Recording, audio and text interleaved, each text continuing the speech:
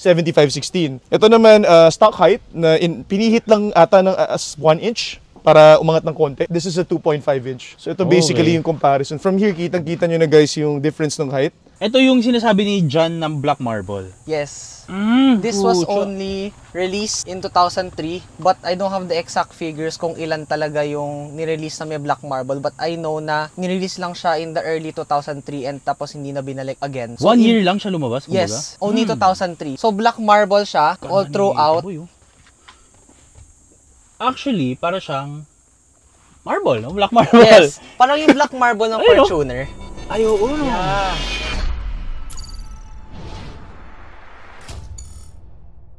Okay guys, nagbabalik tayo sa ating panibagong video. Andito na naman si Boss Jan. Kamusta, papi? Okay, hey guys, what's up?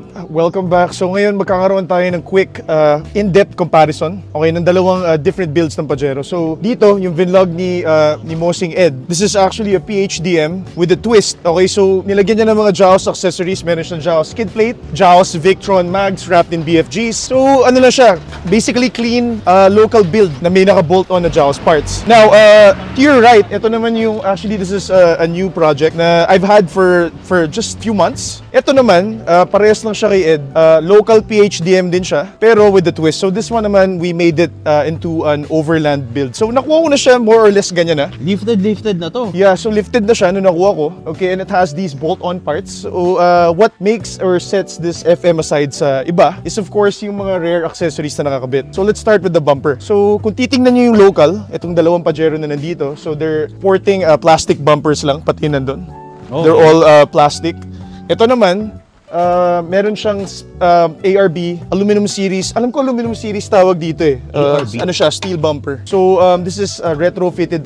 Actually, specific talaga siya sa FM. So stop production na siya for quite some time. So medyo rare na siya mahanap. And sa gitna naman, meron tayo ditong working na mechanical winch. Okay. So may hook siya dito and meron siyang parang high tension cable or wire dyan na pag may nabalahaw or may na-abirya sa trail, yun yung ginagamit pang hawak. So what powers it is meron yun sa loob. We'll show you later. Ito naman, I think these are original Hella fog lamps na I'm not particular sa size. Alam ko standard lang to na 7 or 8 inch eh. Pero laki, no? Oo, malaki yan. Pucha, paano inaalis? So ito, tatanggalin lang natin. Ganyan lang. So, okay. Kailangan talaga natin ng cover kasi pagka sa kalsada mo, may mga nanghuhuli. Ay, ganun? Bakit bawal yan? Kasi ano to eh, tawag doon, parang hazard siya, nakakasilaw. So yun, pag babalik mo, ganyan lang din, madali lang. Tsaka ang lakas maka-offroad kapag may fog lights na ano, no? Yes, tama. Ganda rin Fog light talaga more on pang rally siya, pero pwede na rin pang off-road. Practical kasi siya pag sa dilim. Okay, so ito naman, actually lahat ng mga nakakita nito, pati sa parking, parati siya pinaglalaruan. So this one kasi double purpose siya. It could serve as a bandwidth para sa antena pag nagra-radyo kayo. Talaga? And this could also be a point of reference pagka makikita mo kung sasabit ba yung sasakyan mo sa taas or hindi. So parang yun lang yung reference nila. Okay. So, ganun pero parang mas mataas to. Oo. Mas mataas yun kaysa rito. Parang makuha yung angle ng field of view pag nandun ko sa driver's cockpit. Okay, so moving on naman. So kung titingnan natin from this point of view, from this side. So ito talaga yung side na makikita nyo yung overland build niya. So on the top, meron siyang roof rack. Ay, pucha.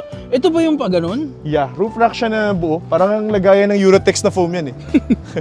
Malapad laki, siya. No? Oo, malaki siya. So may bolt-on siya dito na awning tent. So itong awning tent guys, ito yung ginagamit sa, kunyari pag magka-camping kayo or magpipiknik, you're just gonna pull it right out, tapos meron ka ng shade.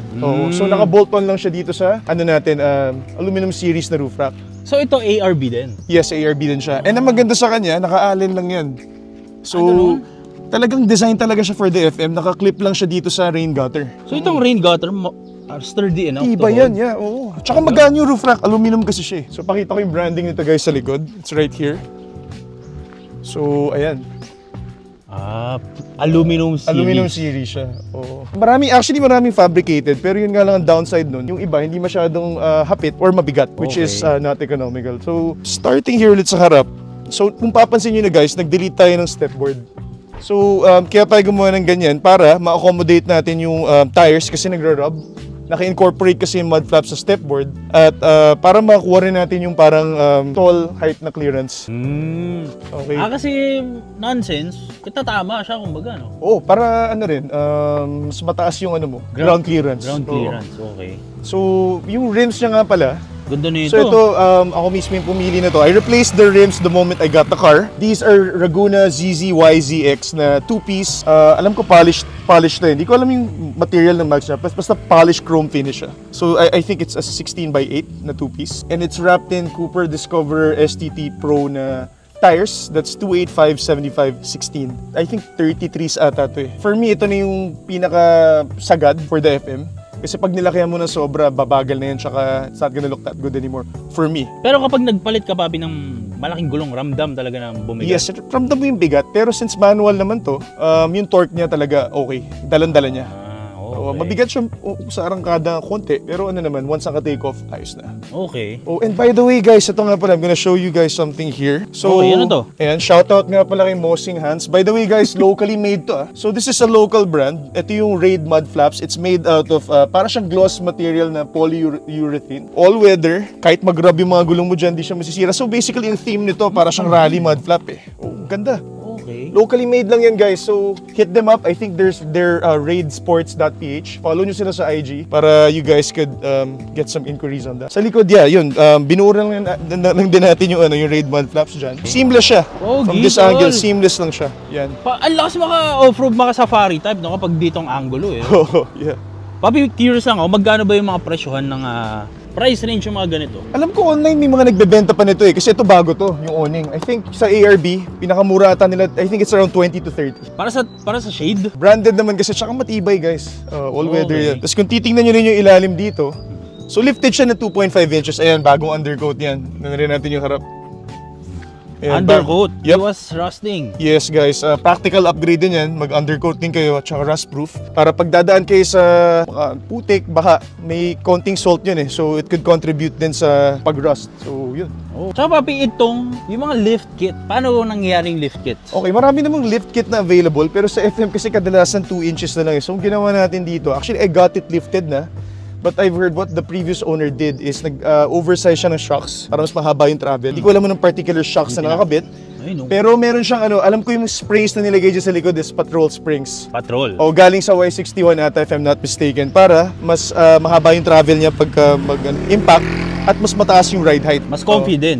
Yes. Tapos Okay. syempre adjust din ang torsion bar. Papi, sa likod, silipin natin ng Ay, off-road. nakalimutan ko nga pala yung snorkel nga pala guys. Snorkel is para saan to, Papi? Purpose ito pag nalusong sa tubig. Okay, ito yung curious ako, Papi. Pwede ba natin mabuksan ng... Sige, game.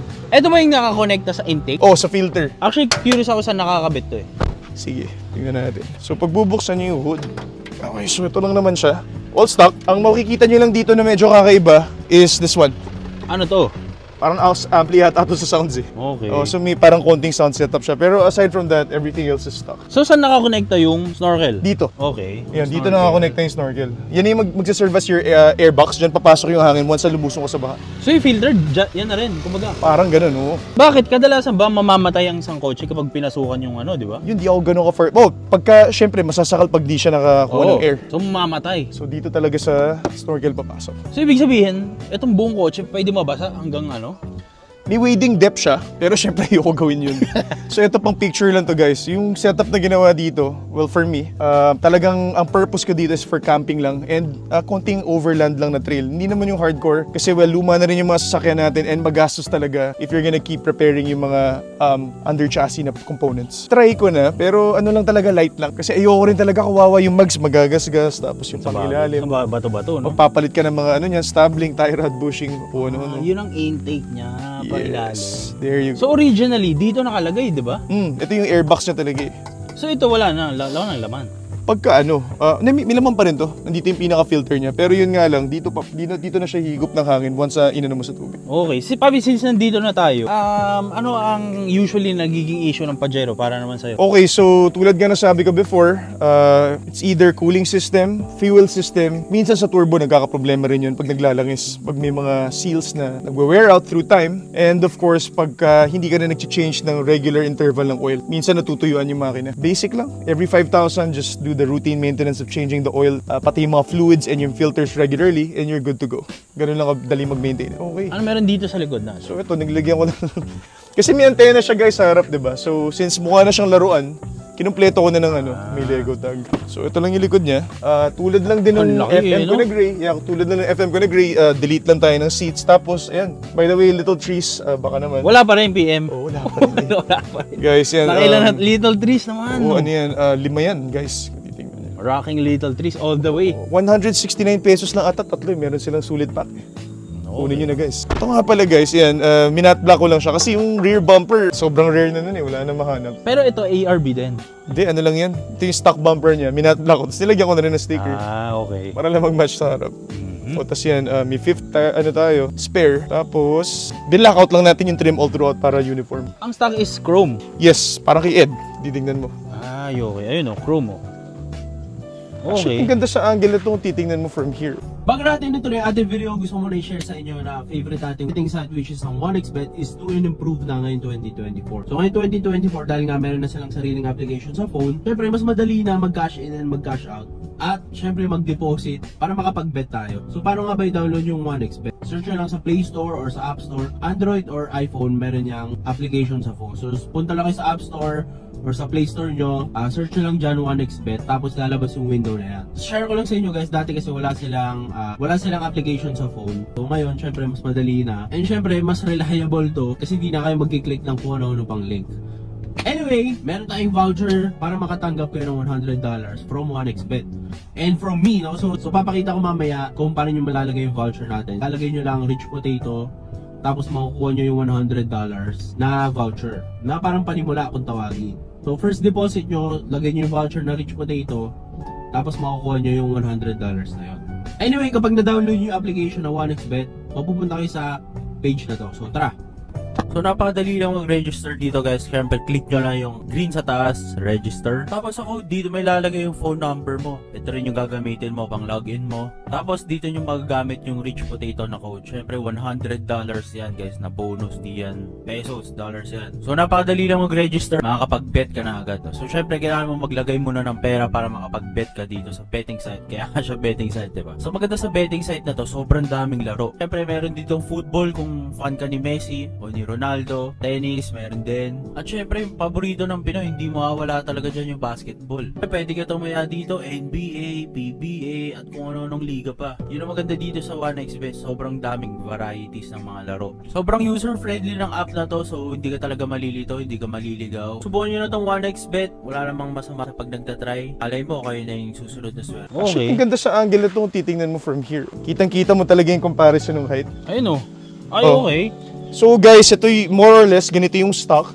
27570, 2757017 to Ito naman, 2857516. Ito naman, stock height, na pinihit lang ata ng as 1 inch para umangat ng konti. This is a 2.5 inch. So ito basically yung comparison. From here, kitang-kita nyo na guys yung difference ng height. At ito, kita nyo may stepboard siya. Meron siyang mudguard. Okay. Diba? Ito may stepboard at mudguard siya. Yung sa akin naman, nag-rally mud flap tayo, tapos stepboard delete. Pero parang mas clean look Yeah. kapag wala, no? Pag magra-rugged ka. Kasi pagka ginawa mo to dito sa stock height at maliit yung tires, lilitingnan.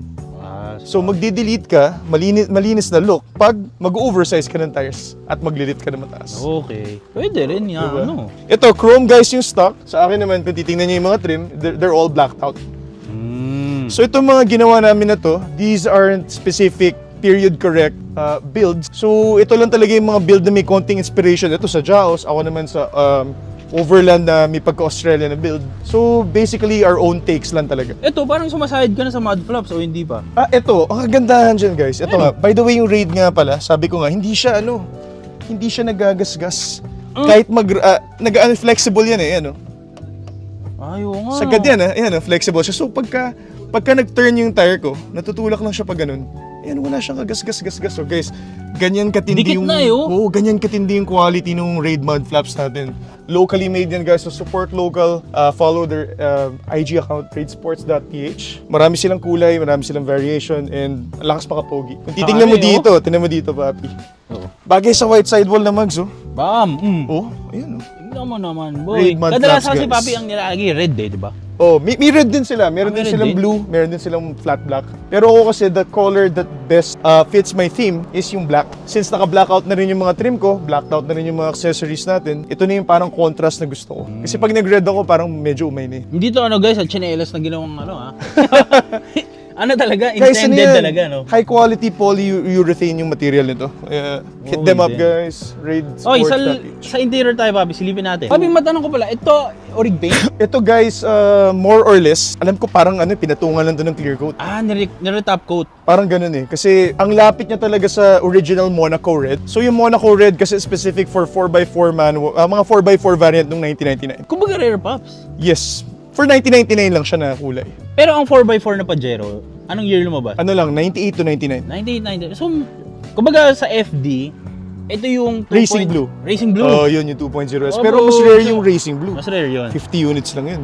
Sabagay. Yung manual Pero na somewhat ganun, di ba? Yeah. Interior tayo. Okay. Silipin natin ang interior ng Pajero. So, pagpasok nyo guys, stock na stock lang to. Hindi siya tulad ng Euro ko na Pajero. So, ayan, ito yung mga stock na knobs. Para lang siyang faux leather, parang plastic rubber. Wood trims pa rin siya all throughout. Ayan, syempre, for practicality, naglalagay ako nito. Kasi wala pa akong mahanap ng mga period correct na 1 din. And the only upgrade I made here, nung nakuha ko siya, ganyan na siya, meron siyang Momo steering wheel. So guys, quick trivia, this came from a WRX. Subaru? Subaru WRX. Bolt-on siya kasi, well, beefy siya. Bagay naman. At medyo hawig niya yung stock na steering wheel ng FM. Okay. Oh, so ito yung kadalasan ginagawang upgrade na ng mga gusto ng sporty look sa loob. Pogi rin talaga, Papi, sa Pajero, no? Papi, matanong ko lang, no? May Pajero ba na may sunroof? Meron. Oh, fuck! Alam ko mga Exceed na Japan yun, yung mga high-end trim. Or yung mga Montero from the US, yung mga SR. Pero sa locally, wala. Local wala. Ano lang tayo dito?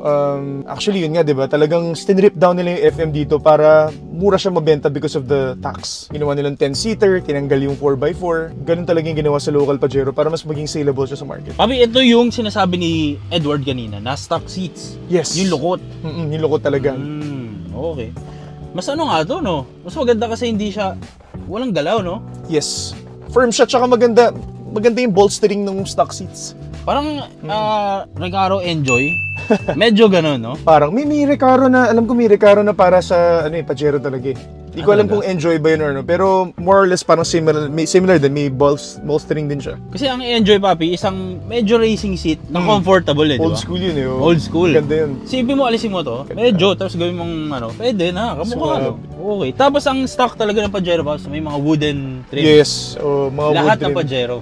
Pero yun nga, tulad nga na sabi ko, may rare na black marble sa isang Pwede ba natin silipin yun? sneak preview natin. Sige, tingnan natin. Tara, silipin natin yung Black Marble. Hans. Okay. So, Papi Hans, kamusta? Hi guys, okay naman? Ito yung sinasabi ni John ng Black Marble. Yes. This was only released in 2003, but I don't have the exact figures kung ilan talaga yung nirelease na may Black Marble, but I know na nirelease lang siya in the early 2003 and tapos hindi na binalik again. So 1 year lang siya lumabas, kumbaga? Yes, only 2003. So Black Marble siya all throughout. Uy, oh. Actually, para siyang marble, no? Black Marble. Yes, parang yung Black Marble ng Ayun, oh. Fortuner. Ay, oo, no? Yeah. Okay. Iba ang dating niya kaysa sa wood. Parang mas dig ko to.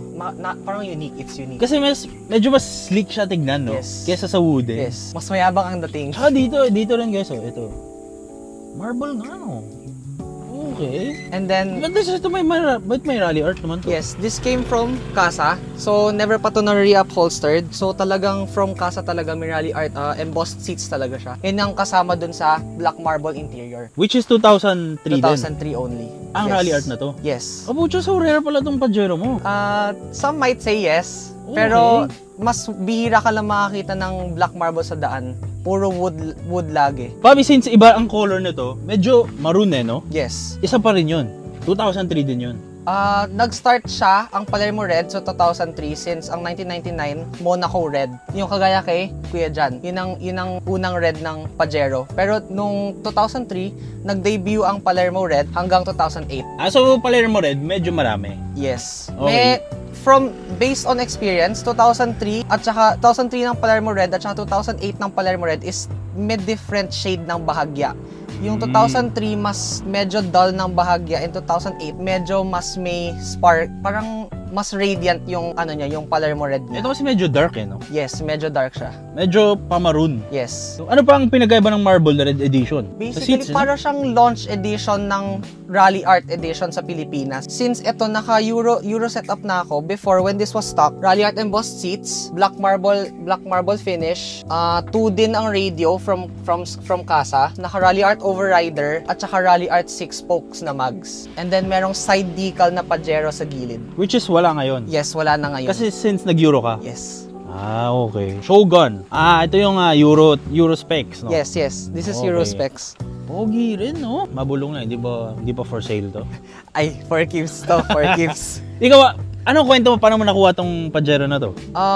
Naghahanap lang kami sa marketplace for a fresh unit, and then we stumbled upon this. So, tiningnan namin siya, venue, and then sabi namin sariwa naman yung makina, sariwa, everything fresh naman. So, hindi na kami nag-hesitate, kinuha na namin. Pero Pops, tanong ko lang, no? Yung owner, alam niya na, ano to, Shogun, Rally Art, alam niya yung mga hindi yun? niya Hindi niya alam? Ano lang sa kanya, it's just an old Pajero to him na gusto niya na i-dispose kasi marami na siyang kotse daw sa garahe. So, ano to? Minemaintain. Steel price? Sakto lang, yes. Damn! Ito yung mga gusto ko malaman kasi so marketplace Mga galing ka, barn find. marketplace. Yes, marketplace. Fuck! Doon lang ako tumitingin. Araw-araw nag-view ako ng marketplace kung merong sariwang Pajero. So, eto na-stumble upon ko. Pero nung una namin nabili to, hindi to ganito yung itsura nito. Very, I can Daddy say, build, ganun? parang Tito vibes. Kasi yung ibang parts na hindi dapat painted na red, ginawa niyang black. Yung harap, especially yung hood scoop at saka yung fog light bezel. Okay din. Maganda yung ganun, papi, no? Yung Yes. gagawin mo siyang clean look, Yes, no? yes. Itong Euro talaga is the clean look talaga kasi parang kasi ang dami na kasi naka PHDM, so parang maiba naman at saka malinis naman din tignan ng Euro. Tsaka may mga ganito. Ano nga ba ang tawag sa ganito? Blister fenders. Blister fender. So, may tatlong klase to. This is the blister fender. Tapos meron yung fender extension na parang extension lang ng ganyan. And then may boomerang. Yung boomerang parang ganyan. Tapos it pulls back like that. Papi, ang wala na to. Hindi na maaawitan sa itong Pajero na to. Hindi na. Fuck! For keeps. For keeps. Pero hindi mo inaasahan na, syempre nakita mo sa Facebook, pero before ka kumuha Pajero pala, alam mo na may Rally Art. Yes. Alam mo na yon. Yes. So nung nakita mo, fuck, gulat ako, may ganun. Yes, nagulat ako na may black marble. First time ako nakakita actually na may black marble pala na interior. I thought it was just wood. Sabi nila, sa Philippines lang nirelease ang black marble. Nowhere, anywhere in the whole world. Sa atin lang nirelease ang black marble. So talagang rare talaga. Sino kasama mo nung kumuha na tong unit? My dad. Marunong si daddy mo. Pero sa engine, wala siyang problema nung nakuha. Wala. Very smooth ang andar. Preventive maintenance na kami, yung mga palitin, yung mga oil seal, mga half moon, valve cover gasket. Yun yung mga usually nagtatagas. Yung power steering hose, usually nagbibitak-bitak na sa sobrang tagal. Usually yun yung mga unang signs ng wear and tear. Papi, salamat. Thank you. Ang ganda ng story, nagulat ako actually. Thank you. Rare pala to, no? Yes. Okay, Papi. Balik tayo kay Jan.